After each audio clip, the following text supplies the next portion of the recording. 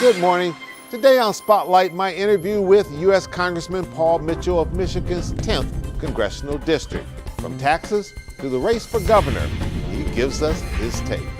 I sat down with him earlier this week before he returned to Washington and before another one of his colleagues, Representative John Conyers Jr., announced he would be leaving the U.S. Congress. We hear a lot these days about the revitalization of downtown and midtown Detroit. But what about the neighborhoods? Today, we shine our spotlight on a very historic neighborhood that is reinventing itself on the west side of the city. It's Sunday, December the 10th. I'm Chuck Stokes, and this is Spotlight. Big picture, what has surprised you the most since becoming a member of the United States Congress? I think the thing that's been most surprising, and to be honest with you, disappointing, is how many bills go to the Senate and die a cruel and horrible death, gaining moss over there.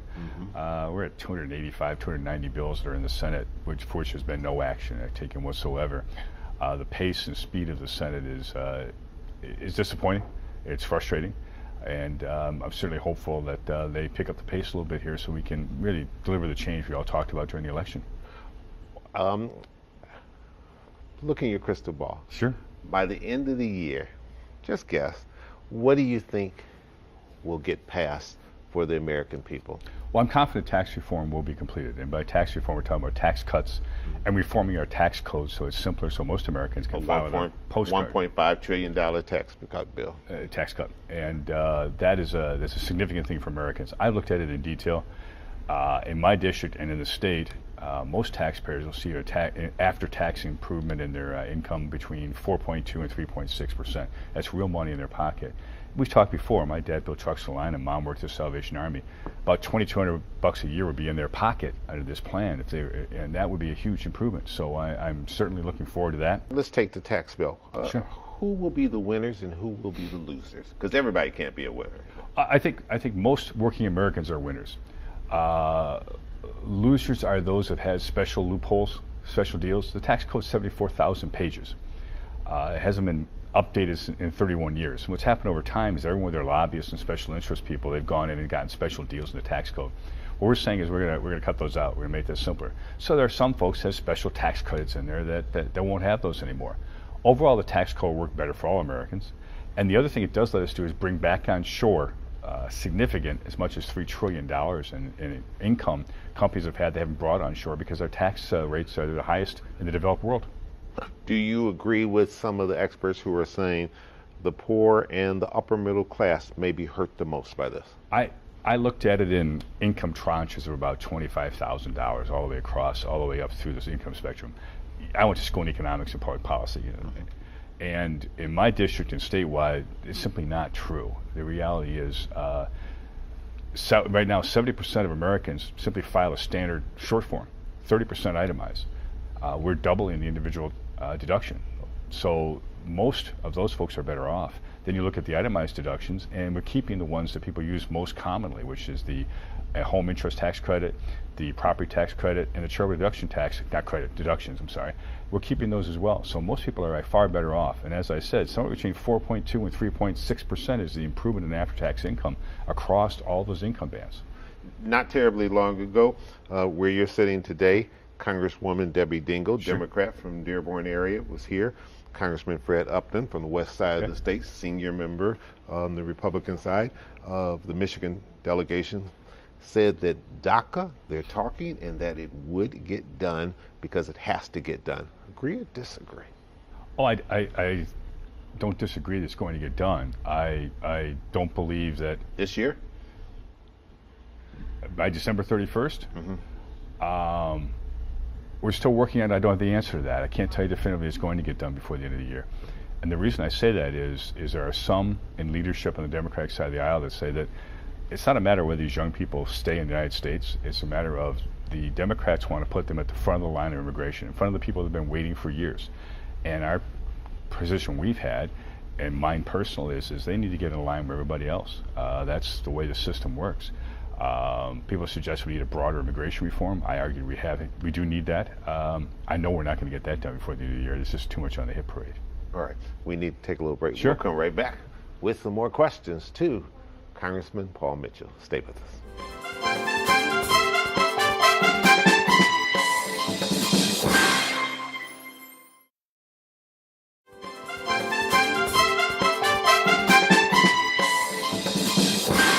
You're on Education Committee, you're on Infrastructure, Transit, big issues. Let's take education first. Sure. Since you've been there in Congress, what are you most pleased with that you've done on the Education Committee? We made significant improvements in career and technical education that have passed the House and gone over to the Senate that would be a little more flexible for states to do more career and technical ed in our K-12 system.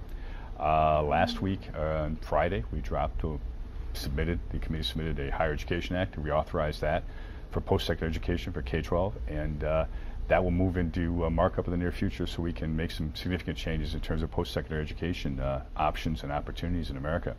So those are two things that we've spent a lot of time on, and we'll continue to work on those as we move forward here next year. Where do you see transit going, and from Washington, what can Michigan and Southeast Michigan expect to get? About 3 weeks ago, I joined with the other members in the committee and met with the White House. They wanted to meet and talk about their perspective on transportation and infrastructure. They indicate they have a 75-page proposal to submit to the committees. Once tax reform's done, they don't want to muddle everything up and throw something else in the hopper over there, which I appreciate and respect. To focus on what we say is public-private partnerships, to get federal money with state money, where we can, to get private developer money or private money to develop infrastructure needs by community. To have those grants be that rather than one size fits all. For example, in parts of my district, rural broadband is very important. Short-line railroads to move agricultural products and for development. So you can apply for grants that would allow you to support the infrastructure needs in your community rather than say we need to put all the money into roads or into bridges or into mass transit, when mass transit doesn't matter much out in Sandusky or even in Port Huron, to be honest with you, in terms of other than the bus system that's there. You need options, and leave those options up to states and communities, which is what we're going to work on after the first year. Sure. Congressman, as we watch this sexual harassment unfold across America, not just in Washington, but into corporations, even into the media, what concerns you the most?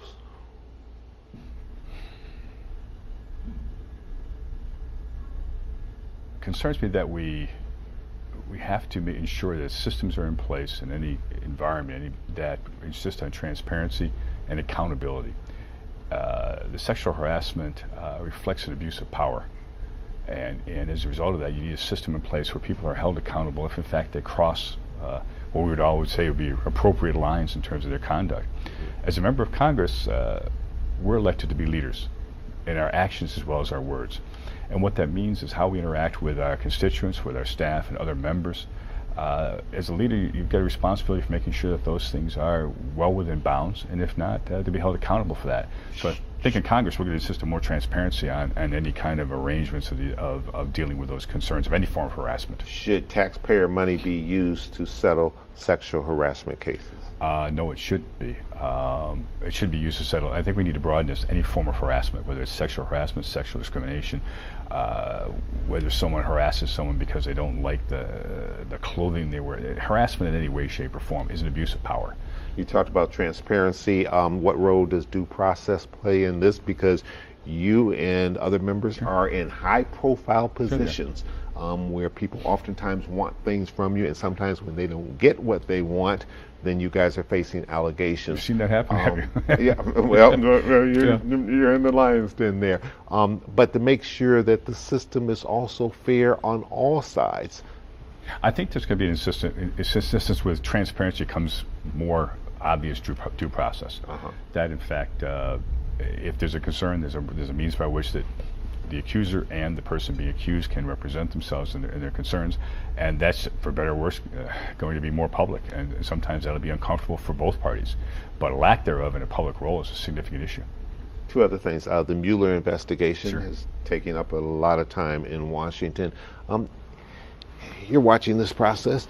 Is this fake news, or is this real potential trouble for the White House that they ought to be very, very concerned about? Well, two comments for you. One, which is it's taken up a lot of time in the media, Chuck, but in terms of in Congress itself, We're not spending extraordinary time on the Mueller investigation. The reality is we've got things we need to do. Now, I sit in a committee that's dealing with the integrity of our vote and what we're going to do to support that going forward, but we're not spending huge amounts of time worrying about that.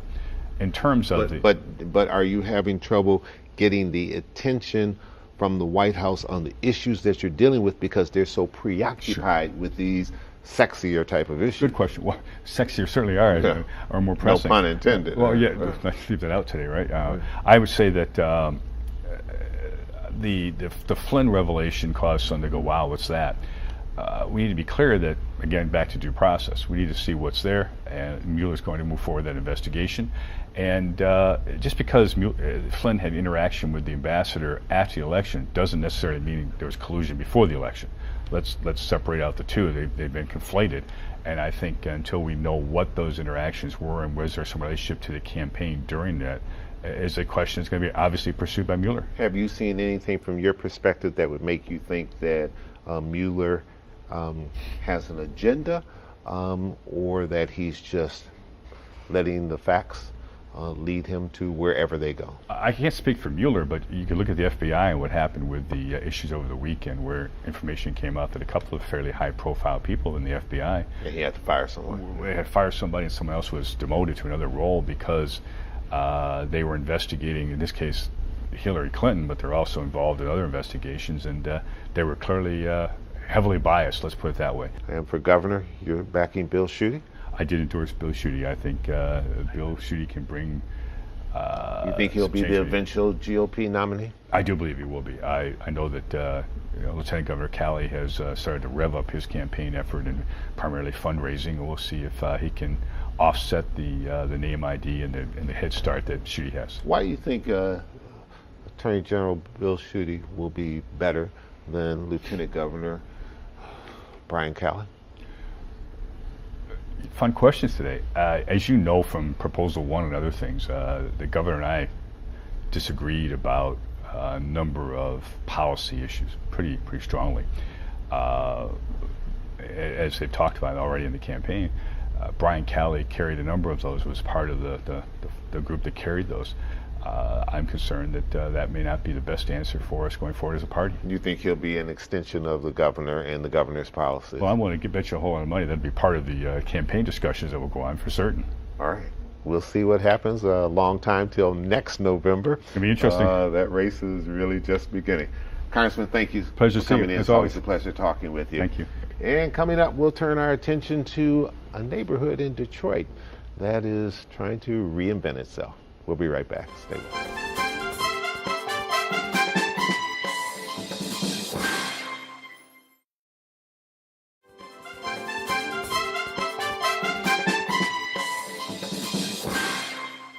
And welcome back to Spotlight as we turn our attention to the Avenue of Fashion in the city of Detroit, not downtown, not in Midtown, but in a very viable neighborhood. And joining me to talk about that, to kick off the discussion, is Dolphin Michael. He is president of the Avenue of Fashion Association, and next to him is Al Bartell, and he is with Times Square Custom Clothing. Custom Clothing, just one of the many businesses that the Bartell family has. Yes. Yeah. Thank you for coming in today in Spotlight. Avenue of the Fashion, in the 50s and the 60s, it was, I guess, at its height, and it was known throughout the country, and people would go there with all sorts, whether it was B. Siegel's or it was Jacobson's, and any other number of clothing places. It's different now, but it's on its way back, right? Absolutely. It's on its way back. It's doing a fantastic job. We have several businesses that are coming onto Livernois and have came onto Livernois. Mr. Bartell here has 3 locations. We have businesses coming, moving their locations from Southfield and other places onto Livernois. There are also businesses opening up second locations on the Avenue of Fashion. So we're doing quite well. All right, Mr. Bartell, your family is a legend in this town. Lots of brothers, and all of them are involved in business in one way, shape, or form. Tell us a little bit about the family, and then about what you have on Avenue of the Fashion, and why you've sort of committed your attention to that area. Well, we're from a family of 14, 9 boys and 5 girls, my mom, and put the work ethic in us Dinner time must have been interesting. It was amazing. But I can look back. I always tell the story. My dad, I asked him for some money when I was about 14. He said, "It's in the garage." I said, "What do you mean?" He said, "That shovel or that rake, you take your pick." So I took it, and we took it, and I've been, working hard ever since. But we have several things on the avenue. We have Cuzzo's Chicken and Waffles, and then my little brother Rufus, he has Simply Casual, and then me as well, Times Square Custom Clothing. Then I have Suits for Less, and then I just opened up a new show called The Shoot Box, right there on the Avenue of Fashion. So things are moving quickly and rapidly on the Avenue of Fashion. As Dolphin stated, so many new businesses are opening up, so many opportunities for people that's putting second locations. And historically, it was a place where Jacobson's and those places came to shop. As a matter of fact, Jack's place used to be over there. Howard Tapper is one of my customers that used to shop there when he was 15. Came on the Avenue of Fashion and came and bought a suit from me. And he said he just remembered how vibrant it was and how he see the resilience and how it's coming back right now. But what's the biggest challenge? I mean, you guys are having to compete with major malls, strip malls. Do you see a trend changing and coming in your favor? Yes, the Avenue of Fashion, we're really starting to gear to the specialty shops, the custom-made. Al has the custom suits. We have Granston, that's a custom furrier on Illinois. He does fantastic work with leathers and furs. We have other fashion 313 men's fashion clothiers coming on to Illinois. So it's a little bit different from what it was back in the 50s, 60s, and the difference is it's more boutiques, specialty More shops. personal attention? Correct. Personal service is major. And people want to feel that they're being serviced and feel that they're needed almost. So what we try to provide over the advantage that we have is the personal service that we can supply that the malls can't give, because you say it's so big and so vast. And then what's amazing about Livernois, we turn it into a walkable district. It's shop, dine, and eat. And a lot of houses over there from the Green Acres, from Sherwood Forest, come over and support the Avenue, where in time past they would run to the malls, but we find a resurgence of those that live back in the Avenue come because they can shop, and it's close, and it's clean, and it's neat.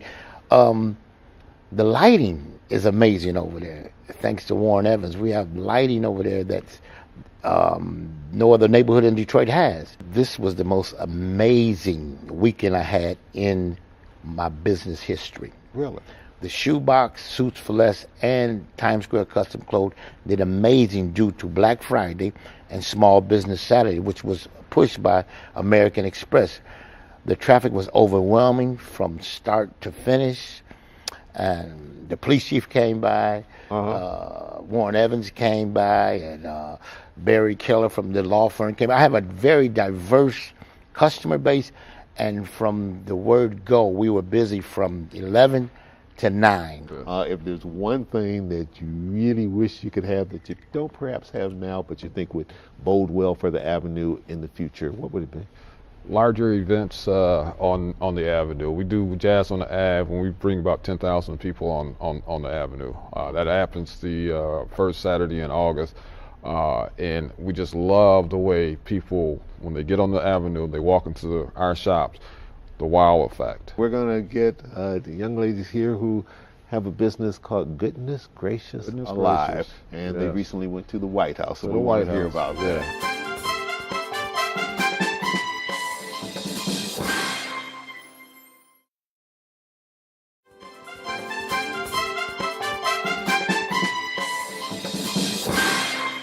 Tell us a little bit about your business. Well, it's Goodness Gracious Alive. It's an offshoot from Goodness Gracious Inc. that has been in existence for 25 years. Okay. It's a floral business. We're a floral and event decor business, and we just like to make things wonderful. Right. How long have you been on the Avenue? We've been on the Avenue since July. We built everything out, and then we opened up in September. Correct. All right, very good. And you're second generation florist. Second generation florist, absolutely. Okay. Renata, how did you get involved in this, and how rewarding has it been? Well, actually, I'm not a florist, but Kelly has been our family florist for years. And for me, I just handle the business aspects for the store. And Watch the books. absolutely.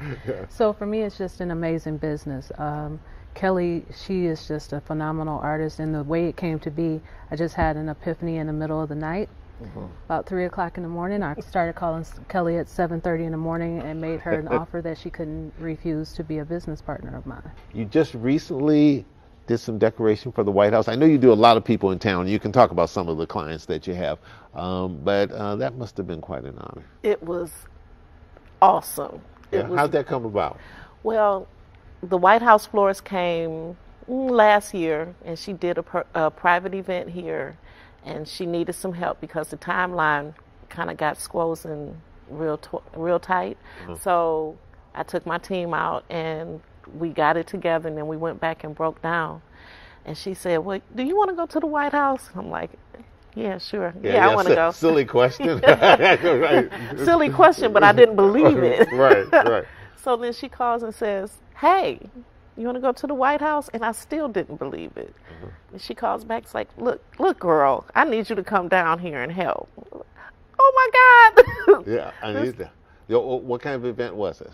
Well, we decorated for Christmas, and it's in 3 segments. So the end part is the actual placement and the decor piece of it, the styling of the Christmas decor. So it was quite a awesome experience. Being a veteran, a Marine Corps veteran, there's no higher honor than to be standing outside the White House. Right, and that is your background. That is my background. All right. So you were very much at attention, so to speak. Absolutely. Renata, as you look at the business side of this, and you look at what's happening on the Avenue of Fashion and what's happening in the city of Detroit, what are some of the goals, some of the aspirations? What do you think are some of the opportunities? I actually was on the Avenue. I've been on the Avenue for about 6 years with other businesses, and I've watched Livernois just go from a lot of vacant properties that were for rent with very few occupancy, and I've watched it grow. So I think over the next 2 years, there won't be a vacant spot on Livernois. There are very few right now. A lot of new businesses, great businesses that you can't find anywhere else in the world. Once Bucharest opened up, we have Cuzzo's that generate a lot of foot traffic, and we have 1917. But the foot traffic it seems to be the key to the business's success on the Avenue of Fashion right now. The Avenue of Fashion is really only 4 blocks, but we always include bakers in the Avenue of Fashion. Very good. All right. Best of luck to you. Keep up the good work, and best of luck to you as well. Dolphin, thank you so much. And we want to thank you at home for joining us. I'm Chuck Stokes. We'll be back next week with more newsmakers in the spotlight. We hope you have a great week.